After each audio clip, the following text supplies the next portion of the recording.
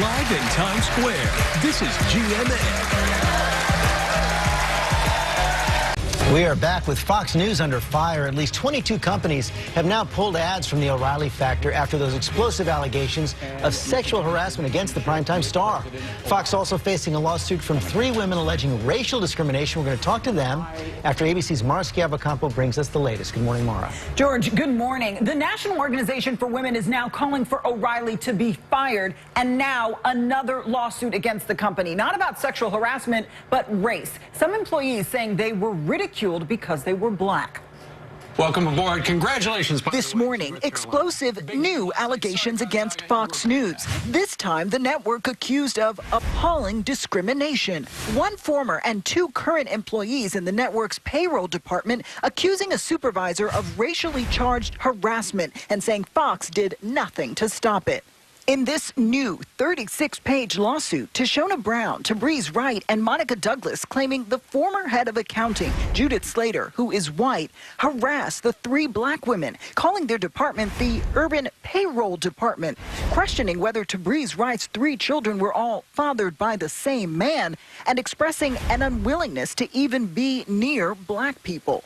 The lawsuit also claiming Slater made disparaging remarks about other races, too, allegedly calling her daily commuter train the Bombay Express due to the number of people of Indian descent, and referring to day laborers as cheap Mexicans.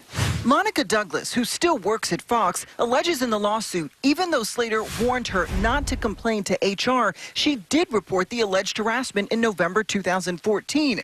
But she claims nothing was done until a little over a month ago when their allegations went public. Fox fired Slater, citing what it called the 19-year veteran's abhorrent behavior. Fox is now in the midst of chaos. It's in the midst of a crisis of credibility. All of this happening as the network's former chairman, Roger Ailes, facing a new sexual harassment suit brought by contributor Julie Roginski. He is completely frozen the field. And Fox's biggest star, Bill O'Reilly, The factor begins right now.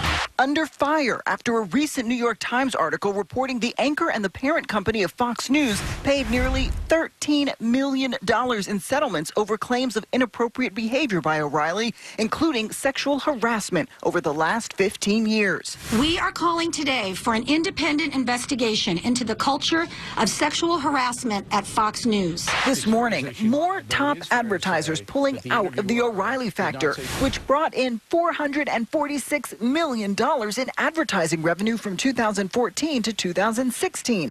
Now losing at least 22 companies, including Mercedes, BMW, Hyundai, Mitsubishi, Allstate, Lexus, and Bayer.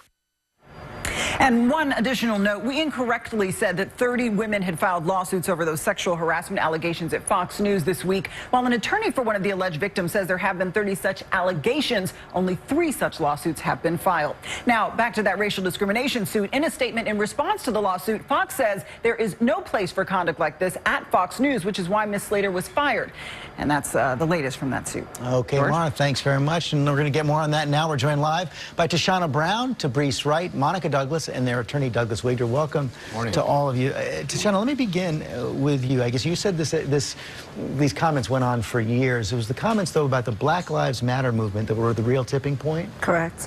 What were they? Essentially, walking down the hallway, if you encountered Judith Slater, she would put up her hands in this, motion, I guess, mocking the Black Lives Matter movement.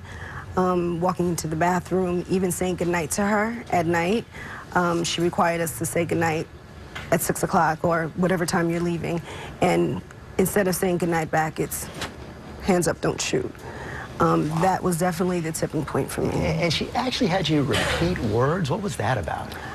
She called me down to her office one day, and she was actually in a meeting with her accounting team, and she had these words on Post-its, and she said, Tashona, I want you to say this word. And it was mother. And then she picked up another one, and it was father. And ask, fifth, all of these words. And I said, why do you have me doing this? And she's just like, black people continuously mispronounce these words. And I have a couple of people, black people on my staff.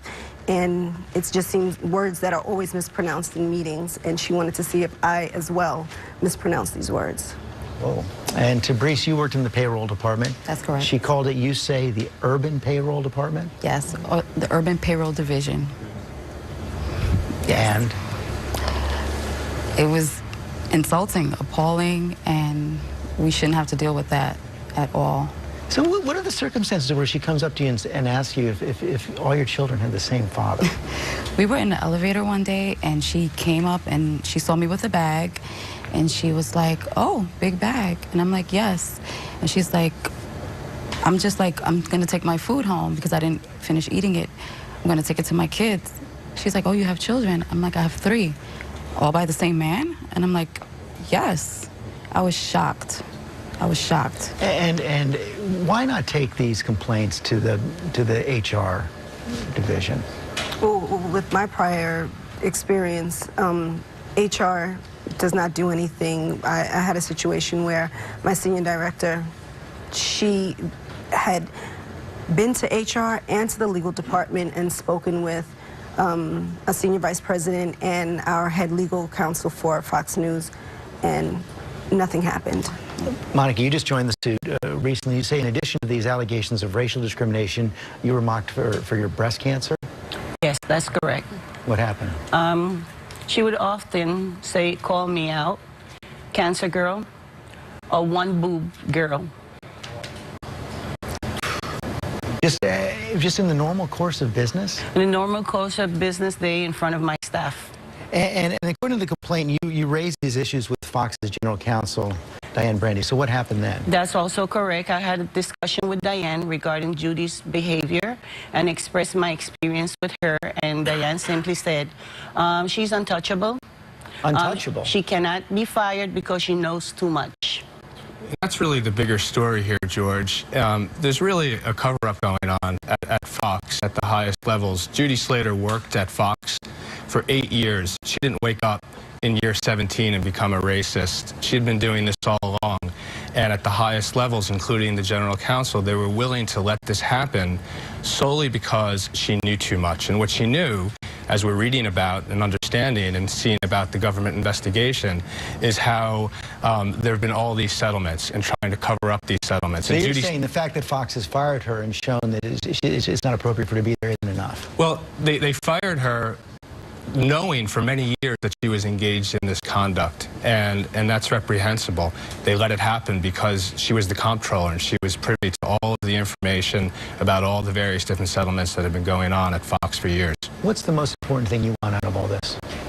I want a voice for many years of feeling voiceless, and just to, let people black women who are going through the same thing, that are still working at Fox, to speak up and to not have it happen any longer. Thanks for sharing your story this morning. Thank you. You're welcome. Michael? Thank you.